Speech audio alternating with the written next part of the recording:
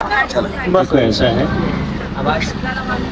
इस वर्ष में आचार्य प्रज्ञा सागर जी महाराज से हम लोग चौथी बार ही मिल रहे। इंदौर, उज्जैन, मौड़ी और गुरुग्राम, चौथी बार। परिस्थितियाँ कुछ ऐसी हैं, हम लोगों को आगे जाना है, बाकी आपको पता है, इसलिए रुक नहीं पा रहे हैं। लेकिन चाचा जी के आशीर्वाद से जब कंप्लीट बन जाएगा तो 2-4 दिन आगे जरूर रुकेगा, क्योंकि महाराज जो भी काम कराते हैं वो देखने योग्य होता है। समझौते वाला काम नहीं कराते, क्योंकि अभी तक जितने भी काम देखे महाराज श्री के, वो सब देखने हो, चाहे पुष्पगिरी में देखा हो, चाहे वहाँ उज्जैन तपोवन में देखा हो, अब यहाँ भी जल्दी से देखेंगे। अरे भी पता है मुझे कि 2-3 साल में कंप्लीट हो जाएगा। तो अभी तो जाना है, फिर मिले महाराज से और कोशिश करेंगे ऐसे टाइम पे मिले कि महाराज भी रहेंगे, डबल आनंद आएगा। बाकी आप लोगों को आशीर्वाद, शुभ भावना। कल का कार्यक्रम है आचार्य श्री का, तो बहुत अच्छे से भाग लें और बहुत अच्छे से कार्यक्रम संपन्न कराएं। सबको ये आशीर्वाद, कमेटी हो और हमारे प्रवीण जी को भी आशीर्वाद कि जैसे लगे हैं वैसे अच्छे से लगे नहीं से। लोकेश जी का है, अच्छा इन्हीं का ये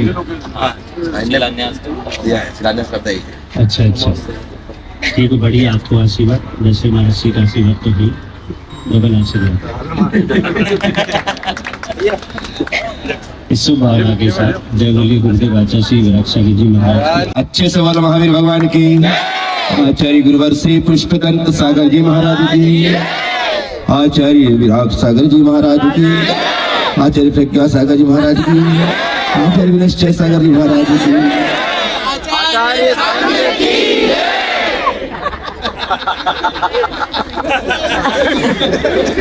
अपनी जय बोलने की हिम्मत भी चाहिए। प्रज्ञा सागर में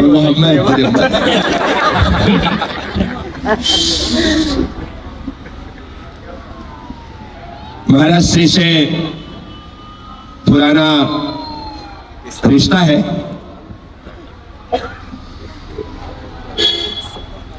तपोभूमि का पंच कल्याणक,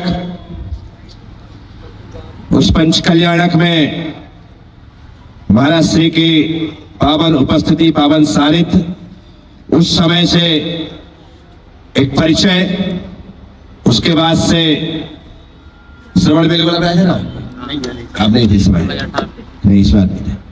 इसके बाद इसी साल में सुमति धाम, तपोभूमि मौड़ी और अब गुरुधाम, एक साल में 4 बार मिलना निश्चित तौर पर 4 और चमत्कार। साधुओं का मिलना ही चमत्कार मानता हूं मैं, अन्यथा मैं अंदर बैठा रहूं और ये सीधे निकल जाए, ये ना मैं बाहर आऊं ना भीतर आए, ऐसा सदा से होता रहा है। लेकिन मैं कभी होने नहीं देता हूं, क्योंकि हमारे खून में है कि साधुओं का समादर करना, समागम करना, उनसे मिलना, उन्हें लेने के लिए आगे तक जाना। क्योंकि समाज को मेरे प्रवचन याद नहीं रहते, हम मिले यही याद रहता है। अरे भाई क्या आनंद आया, दोनों महाराज का मिलन हुआ, और ये मिलन एक ही संदेश देता है कि जिस तरह से 2 साधु हंस करके, हिल मिल करके एक आसन पर आसीन होते हैं, इसी प्रकार से 2 भाई, 4 भाई हिल मिल करके परिवार में प्रेम और प्यार से रहे। साथियों, कल कार्यक्रम है महाराज श्री आराम से उस कार्यक्रम में शामिल हो सकते, लेकिन उनकी भी अपनी मजबूरी और हमारी उससे ज्यादा मजबूरी है। साहब कह रहा खुश रहना, सामने वाले का क्या, महाराज जी अकलंग विद्यालय में रात रुक रहे हैं और सुबह आहार गोयल प्रोटीन्स में करेंगे, क्या गुरुधाम में नहीं हो सकता था? हो सकता था, फिर क्यों नहीं रोका उनको? क्यों नहीं रोका? रोकना चाहिए था। ऐसा कल महाराज जी को आहार देते समय और यहाँ आते समय लोग कहेंगे।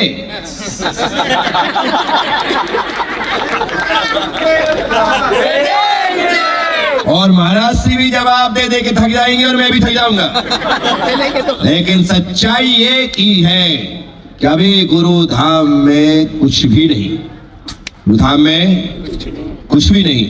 जहां मैं रुका हूं वहां पर भी एक इनका जो क्या बोलते हैं फार्म हाउस है, वो भी सेट डला हुआ है। सेट के अंदर कमरे हैं, कमरे में हमने टेंट लगा के रुके। वो स्थिति है। साधु की चर्या, साधु की व्यवस्था क्या होती है? 5 साधुओं का एक साथ आना और वहां पर उनका रहना, ये सब कठिनाई से भरा पूरा होता है।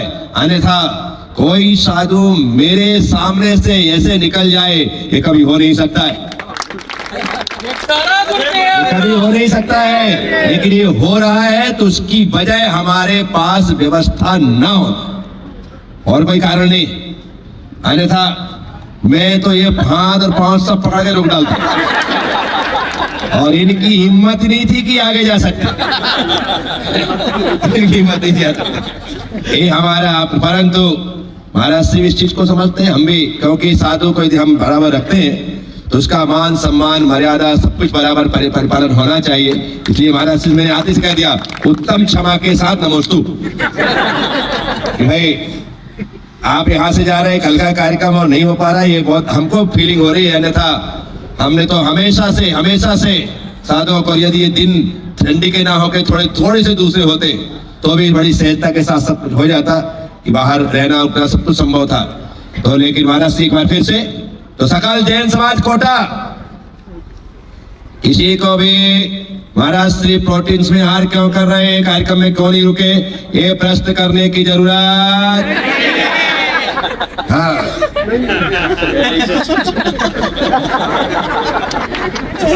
समझ में आ रहा है?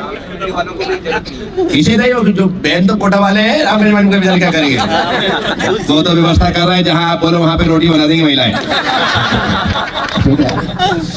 क्या समझ में आया?